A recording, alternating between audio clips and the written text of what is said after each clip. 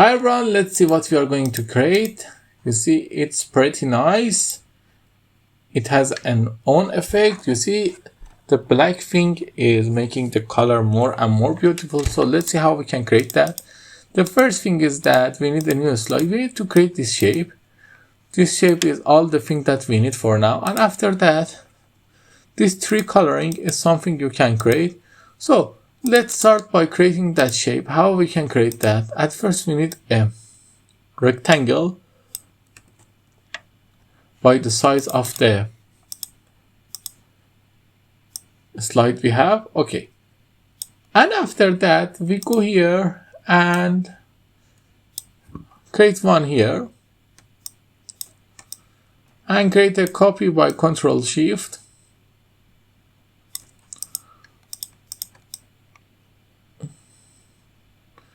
Okay, it's ready.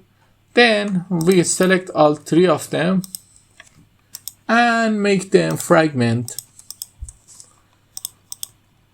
You see the background shape is created. Now we copy the text. This text is something that used creating overdrive sunset font and nothing really special about that. We need to change the color. I think the color more darker is going to look better like this. Yes, it's look better. Now you need to have the text.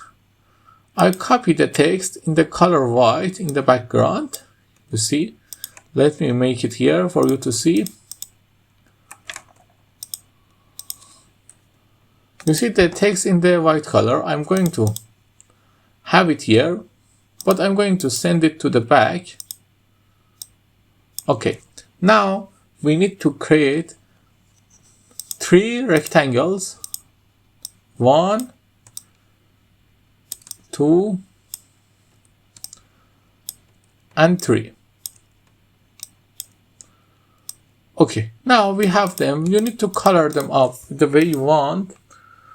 I'm going to color one of them black,